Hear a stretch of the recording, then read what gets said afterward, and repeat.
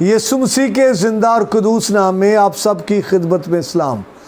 Word power T V دیکھنے والے تمام دوستوں کو خوش آمدید۔ میں ہوں خداوند کا خادم پاسٹر یونس احمد سالم، آپ کی خدمت میں حاضر ہوا ہوں خداوند کے کلام کے ساتھ۔ آئیں اپنے سروں کو جھکائیں، اپنے آنکھیں بند کریں، دعا مانگیں۔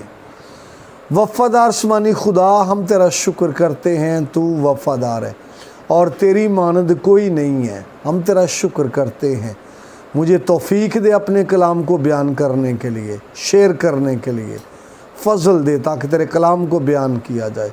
بڑی مدد فرما خدا۔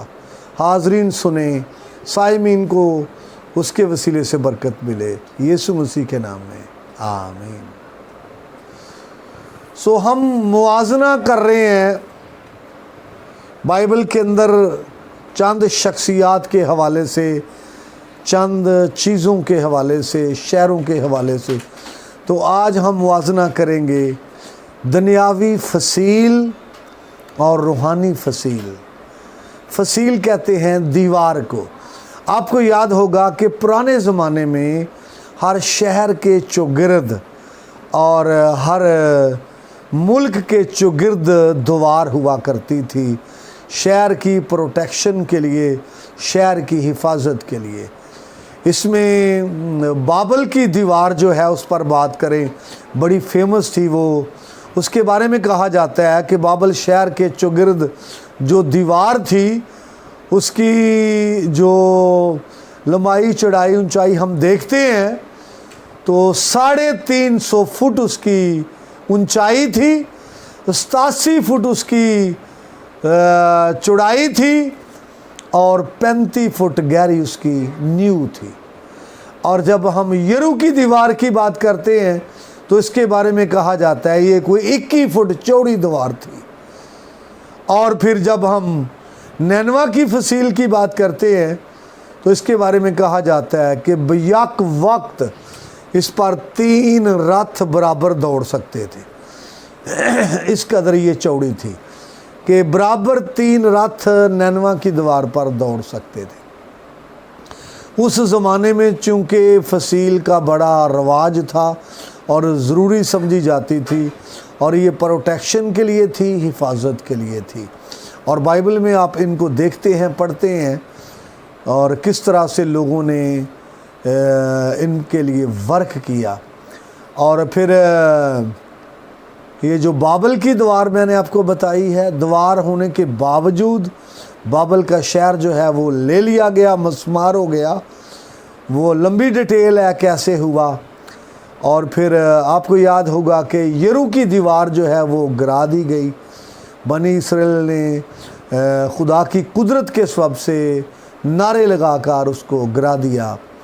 اور میں آپ کو بتانا چاہتا ہوں یہ روحانی فصیل اور دنیاوی فصیل کا جو موازنہ ہے وہ ہم کر رہے ہیں۔ روحانی فصیل، آپ کو یاد ہوگا کہ جب خدا کی شیطان کی گفتگو ہو رہی تھی یعقوب کی کتاب پہلے چیپٹر میں، تو شیطان نے کہا کہ تو نے اس کے چوگرد ایک باڑ لگائی ہے۔ تو روحانی فصیل یہ ہے جو خدا کی طرف سے آپ کی پروٹیکشن کے لیے آپ کے چوگرد باڑ لگائی جاتی ہے، وہ روحانی فصیل ہے۔ تو دنیاوی فصیل اور روحانی فصیل دونوں کا میں آپ کے سامنے موازنہ رکھنا چاہتا ہوں۔ نمبر 1، دنیاوی فصیل جتنی مرضی فیمس ہو، جتنی مرضی وہ مضبوط ہو، وہ انسانی کاراگری ہے، جبکہ اس کے مد مقابل روحانی فصیل جو ہے اس کا مالک اور اس کا خالق، اس کا بنانے والا خدا ہے۔ اور دنیاوی فصیل کا جو ہے وہ انسان ہے۔ یہ تقابلی پوائنٹ ہے۔ دوسرا پوائنٹ ہے جو دنیاوی فصیل ہے یہ نظر آتی ہے، دکھائی دیتی ہے۔ وہ چاہے بابل کی ہو، چاہے یرو کی ہو، چاہے نینوا کی ہو، چاہے دوارے چین ہو، وہ دکھائی دیتی ہے۔ لیکن جو روحانی فصیل ہے وہ دکھائی نہیں دیتی اور نظر نہیں آتی۔ ہم مزید برآں بات کرتے تقابل کے حوالے سے تو روحانی فصیل پہلے تھی جو خدا بنی آدم کے لیے لگاتا ہے یا بناتا ہے، یہ پہلے تھی۔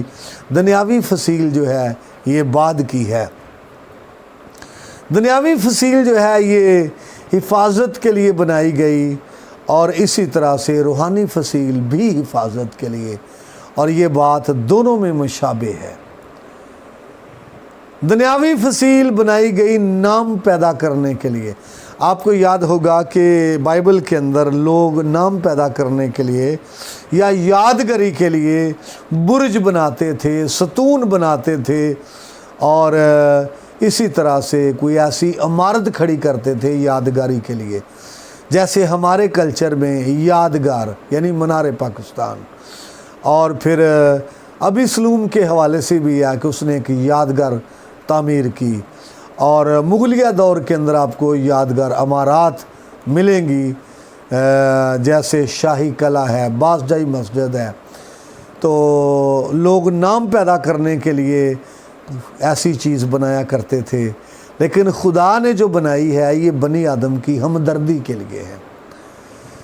نیکسٹ پوائنٹ جو ہے، یہ دنیاوی فصیل جو ہے یہ تباہ ہو جاتی ہے، برباد ہو جاتی ہے، جس قدر مضبوط ہو اور پھر بھی یہ تباہ ہو جاتی ہے، لیکن روحانی فصیل تباہ نہیں ہوتی، اور نہ ہی کوئی اس کو تباہ کر سکتا ہے، کیونکہ یہ بشر کی طرف سے نہیں ہے، یہ خدا کی طرف سے ہے، اور اس کا بنانے والا خدا ہے۔ اور جو دنیاوی فصیل ہے اس کی حفاظت کرنے والا انسان ہے۔ جو روحانی فصیل ہے اس کو حفاظت کی ضرورت نہیں ہے، کیونکہ یہ خدا کی طرف سے ہوتی ہے۔ اور آپ کو یاد ہوگا دنیاوی جو فصیل ہے اس پر بھی پہرے دار بٹھائے جاتے تھے، واچ مین ہوتے تھے، نگاہ کرتے تھے، دیکھتے تھے۔ جی دنیاوی فصیل تھوڑی خوبصورت ہوتی ہے، لیکن جو روحانی فصیل ہے یہ جلالی ہوتی ہے، اس سے خدا کا جلال ظاہر ہوتا ہے۔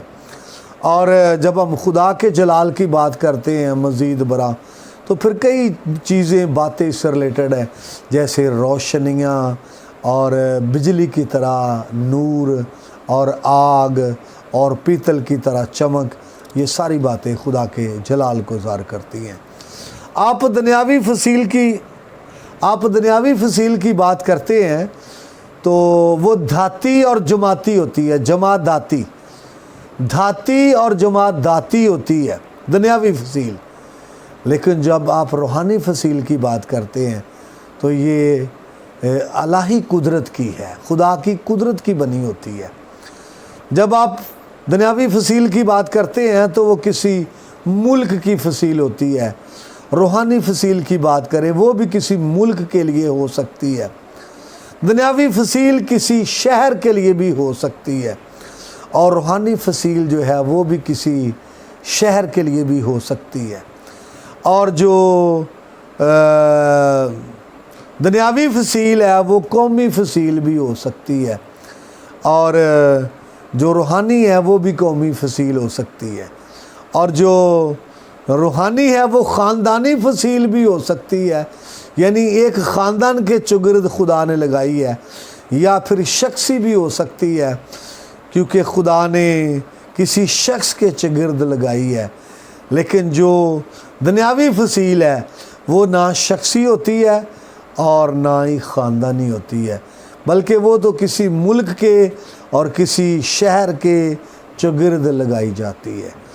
نیکسٹ پوائنٹ جو جب ہم تقابل کی بات کرتے ہیں، دنیاوی فصیل ایک جگہ کھڑی رہتی ہے، اور جو روحانی ہے یہ لامحدود ہوتی ہے، ایک شہر کو گھیر سکتی ہے، ایک ملک کو گھیر سکتی ہے، کئی ممالک کو گھیر سکتی ہے، پوری دنیا کو گھیر سکتی ہے۔ یہ روحانی فصیل ہے۔ پھر آگے ہے دنیاوی فصیل پتھر کی ہو سکتی ہے، اینٹ کی ہو سکتی ہے، لوہے کی ہو سکتی ہے۔ جب آپ روحانی فصیل کی بات کریں، یسوع کے لہو کی ہو سکتی ہے، خدا کی آگ کی ہو سکتی ہے، اور خدا کی حضوری کی ہو سکتی ہے۔ اور میں امید کرتا ہوں اس کلام کے وسیلے سے آپ کو برکت ملی ہوگی۔ مزید برکت پانے کے لیے آپ دیکھتے رہیے ورڈ پاور ٹی وی۔